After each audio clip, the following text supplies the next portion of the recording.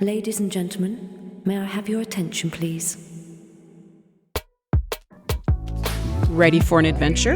Whether you're revisiting cherished moments or planning new escapades, Nostalgic Travel Talks is here to inspire your wanderlust. Let's take off!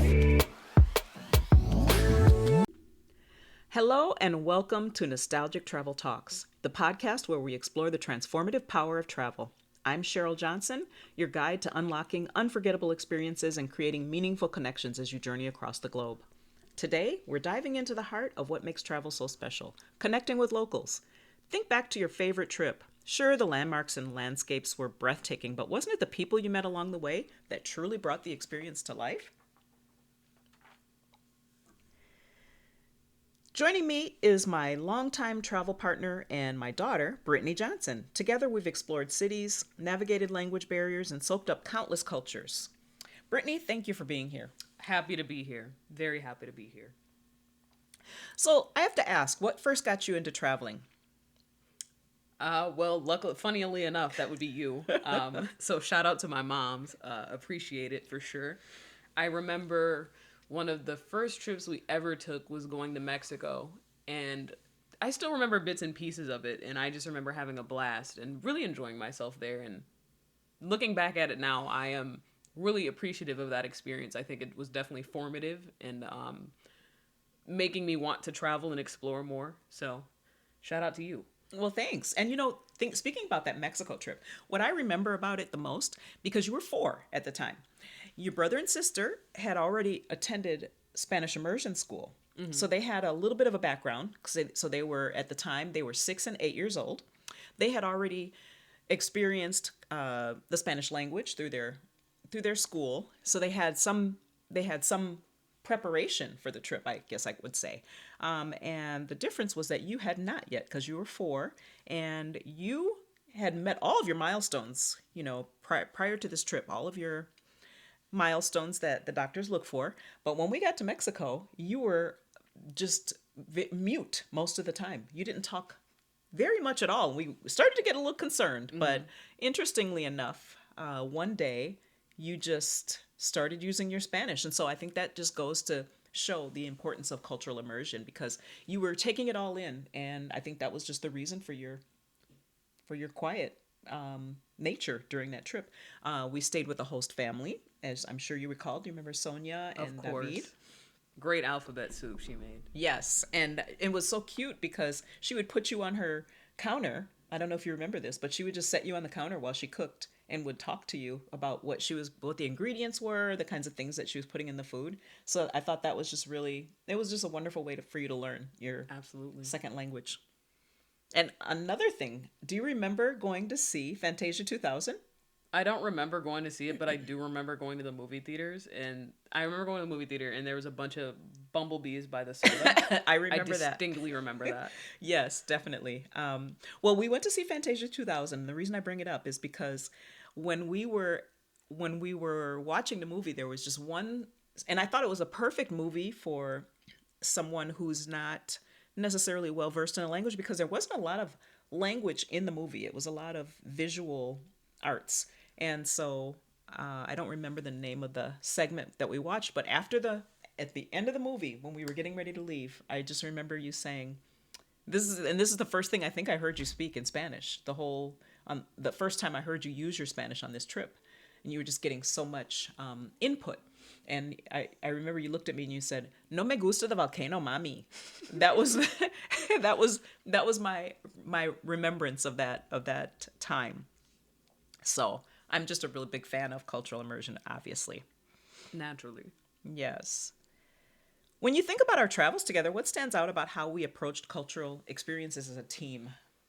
I think your background specifically was very helpful in fostering these experiences, because you knew things that I needed to, look out for, and things that I should experience while I was traveling. Like, you showed me different museums, different food, even in Spain, like flamenco dancing, like guitar, there, how it's going to be different than what you'd find in the States or any other places. So I think that was absolutely, your specific perspective was crucial in fostering those experiences. And, I don't know. You always ask me ahead of time anytime we're going to travel somewhere. You're like, oh, what do you want to see? And how can I, like, you know, look up things that cater to that specific need? So I think planning ahead goes a long way. Absolutely. You definitely have to do your research before you go. How do you think traveling with someone changes the way you experience a culture? I think it can be I think if you're traveling with the right people, which hopefully you are, because why would you want to go on a trip with somebody that you're not too fond of? I think traveling with the right person can just enhance it and make it so much more fun. You both have something to reflect back on. Like I think back to our Spain trip in Sevilla, when we did our wine tasting on a roof, we were paired with a few other randoms, if you will, if you want to call them that. Mm-hmm. And although we had all come from different backgrounds, we were able to find some common ground, that being traveling and experiencing immersion in different cultures. So I think just having you there with me, even better. Mm-hmm. And I think we are really a good team when it comes to traveling together. We do travel well together. Yeah, and then we understand each other's rhythm, I think, and we know how to we complement each other, I guess. Absolutely. You know, I don't think I've ever been angry or upset with you on a trip. I can't say that about all people that I've traveled with. Likewise. Likewise. So that's definitely a great. So thinking about some of our great experiences that we've had together, do you remember the wedding in Madrid that we went to? I do. I still think about it to this day and how badly I wish I could do it over again. It was so much fun. Yeah, I mean, and it's so great to listen to the type of music they play at the reception, the types of foods that were offered. Obviously, that's going to be a difference between different. our and I think The drinks too. oh yeah, Drinks everything. Jamón ibérico. Oh my God, don't get me started. So just all the different, it's just great to be able to compare and contrast, especially when it comes to a tradition that you're familiar with in your own country, and you go and see the way they experience similar traditions in other cultures. So I think it's great to have an opportunity like that, and that doesn't come along very often. So we were very fortunate to be able grateful to be able to attend that wedding. What's your favorite food experience from our travels? Speaking of jamón ibérico. Yeah. Best thing they've got over there. Wow. I think our last Spain trip, there was not a single day I did not have a ham sandwich. I had at least one every day, sometimes two. Had to do it. I can distinctly remember, though, thinking back to a previous Spain trip we took, the orange juice over there is so good.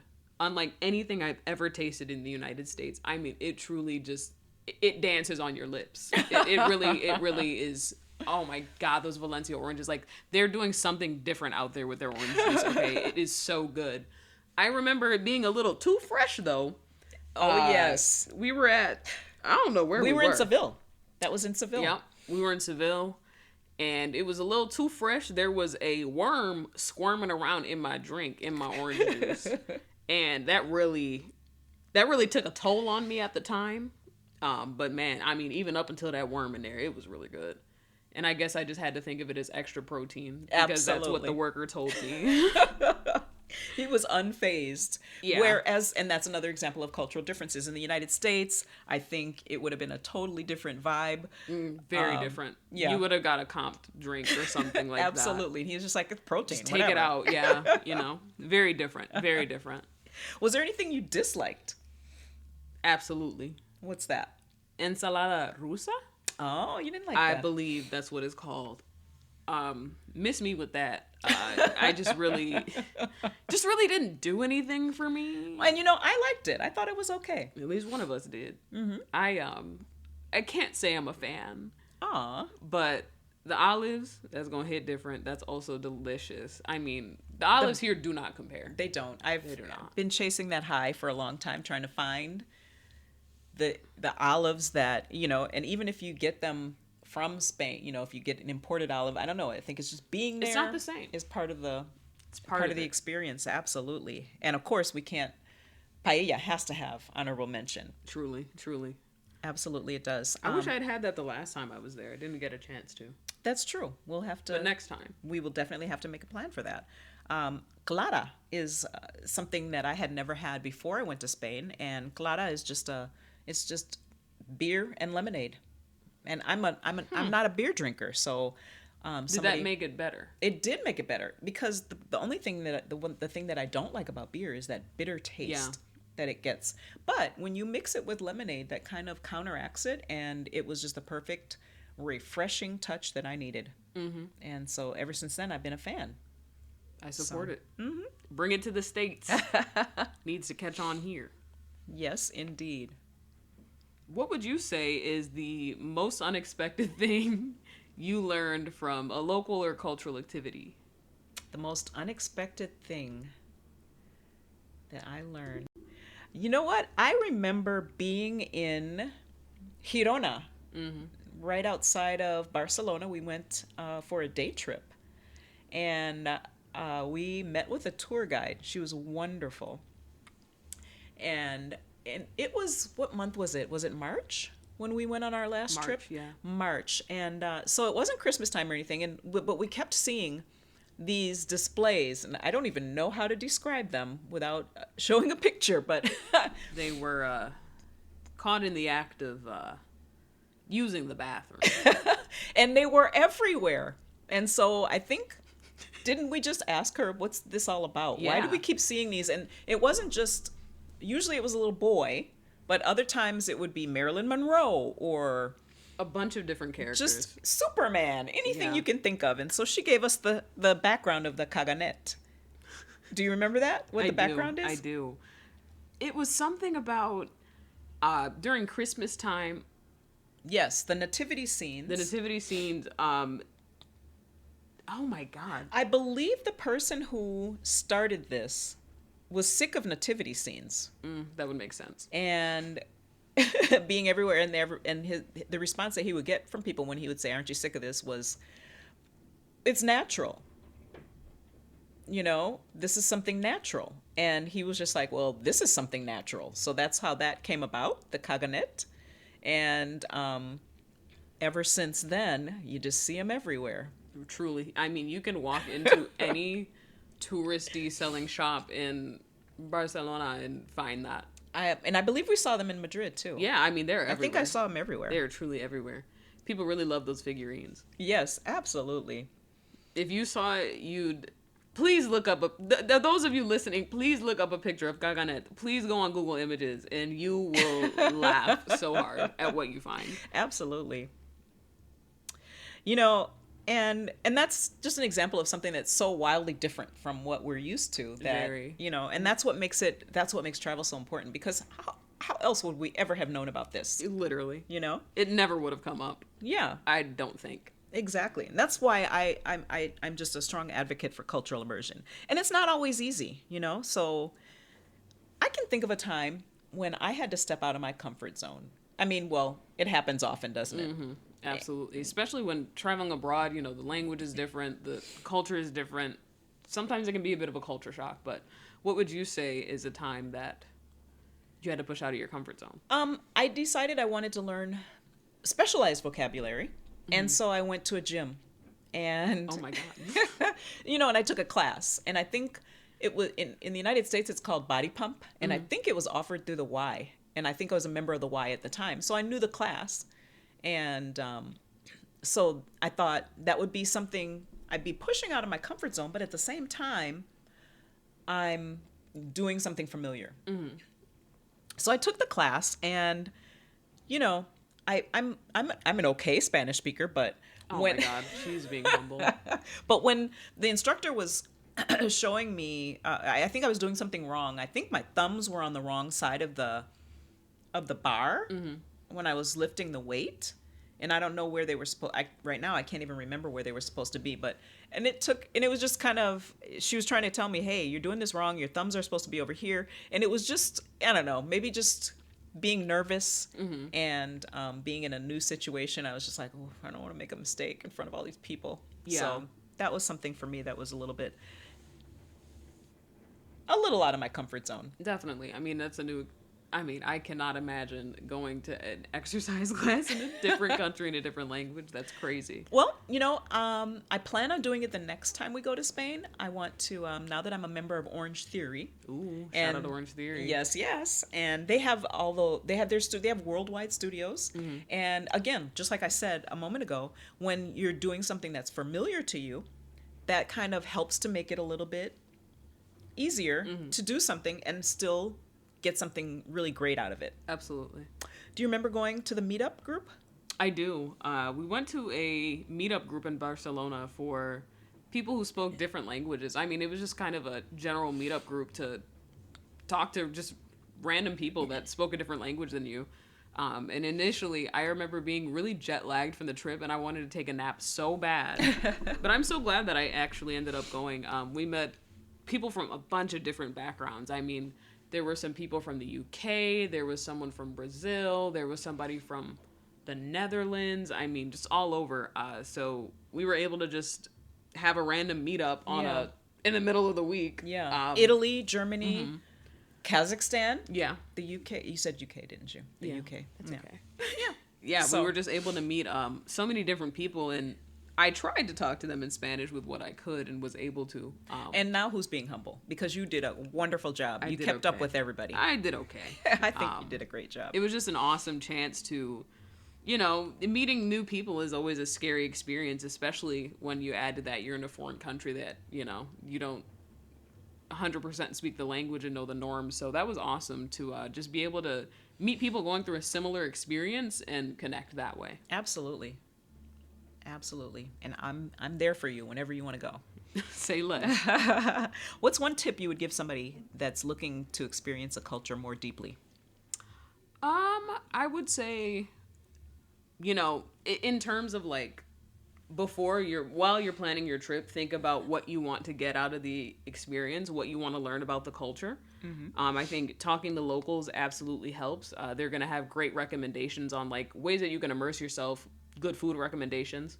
Shout out to Natalia at the Corner Hotel in Barcelona, because while we were there on our last Spain trip, we just ended up chatting, about how we were visiting from the United States, and she gave us some great food recommendations. That one being, I think it was called Madre Taberna.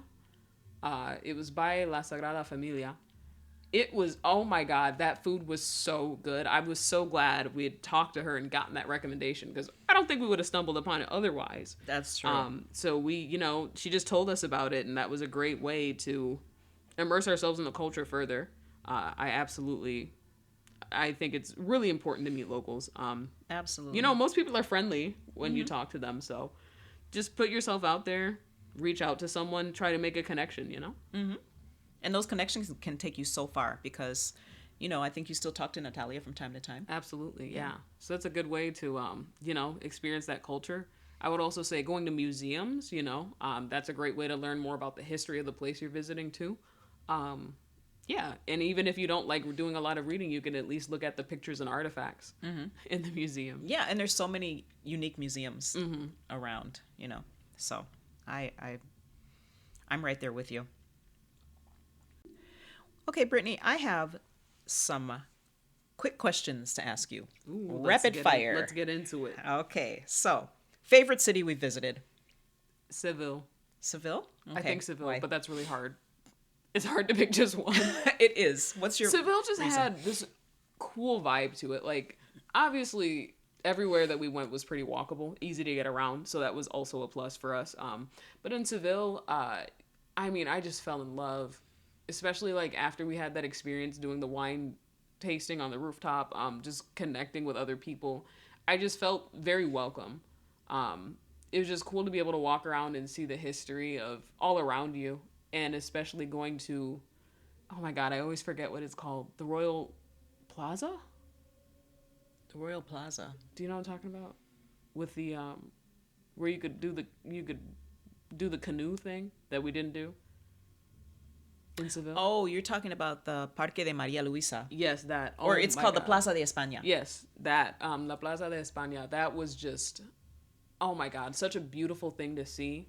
And just historically important too. I think that was just so awesome. I think that really made me fall in love with Seville more than I had before. I know we'd visited before, but something about that was just so special to me in a way I can't describe. And I think the difference between the previous trips, I mean, we've always had great times when we've gone to Seville, but I think maybe it was just more laid back. That trip was more laid back. It was very We chill. met more people on that trip It was fun. than in previous trips. I would have to say, I think I might agree with you on that, on Seville being just Absolutely a great destination. I mean, like you said, there's so many places. It's really hard to choose one. I would say Barcelona was also really cool to see. I mean, the architecture alone, like Gaudi, like I wish I could just go back and just go see all of the buildings that he's, overseen and whatnot. Like La Sagrada Familia, obviously, in the spotlight, very cool. But I mean, he has it's beautiful. Like the level of detail there is just awesome. Just beautiful. Like all of these cities are just beautiful to look at, like aesthetically appealing even, before we even get into the other stuff that makes it so much fun. So yeah, I'd say Seville, number one. But after that, Barcelona's a close second. Hard to pick just one. It is. It really is. Best souvenir you've bought? I think postcards are always a fun souvenir, especially to give to your friends and family, when you get back, or you can mail them if you want. To counter that, though, I would say the best souvenir I've ever received from Spain. I remember I was obsessed with getting a sword from Spain when I was younger. I don't know why. I just knew I really wanted one and I had to have one. And I kept begging you, hey, can you please bring me a sword back from Spain? I don't know what I thought I was going to do with that. That would have been crazy if you had actually bought me like a full-size sword. Which some people have done, you know. If it floats your boat, I guess. But I remember you got me this little letter opener sword thing from Toledo. And it had it on the handle, and I just, oh my God, I loved it so much. That's the best souvenir I've ever received. And I'm glad you liked it, because I went through a lot, because I accidentally put it in my carry-on and went through security, and they said, well, if you want it, you're going to have to check it. Oof. Which I did, because I wasn't going to let that go. Not surprisingly. We do for people we love. That's right. But not surprisingly, my luggage did not arrive at the same time I did. But at least it did arrive intact on the next flight. So I did get it, but I just had to wait a little bit. So, and that's okay. Shout out to you for doing that. Well, anything for you. You know that. Well, I just want to thank you so much for agreeing to come and share your thoughts with me and with our listeners. Thanks for having me. Also, thank you for taking me along all the trips. That's been really fun. And more to come. Just so you know. Absolutely. The traveling never stops. Well, I wonder if our listeners have had similar experiences. And if you have, as a listener, if you would like to share your stories, please join my Facebook group and share those stories with us.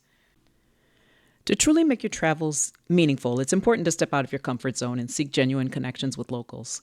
These interactions offer a glimpse into the everyday rhythm of life in the places you visit, something you can't fully experience by just touring museums or ticking off popular attractions.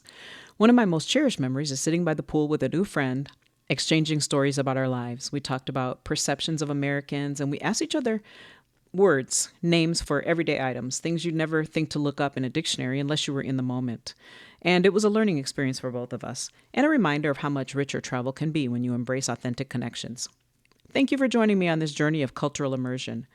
I hope today's episode inspired you to dive deeper into the world around you when you travel. There's so much more to come. Be sure to follow my podcast as I continue sharing travel tips, personal experiences, and answering your questions. Upcoming episodes include a conversation with a chef about foodie travel in Spain, and an interview with a colleague reflecting on the joys and challenges of student travel, and many other exciting guests. Don't miss out. Sign up for our newsletter to stay updated on new episodes and never miss a moment of inspiration. Until next time, happy travels. Thank you for tuning in to Nostalgic Travel Talks.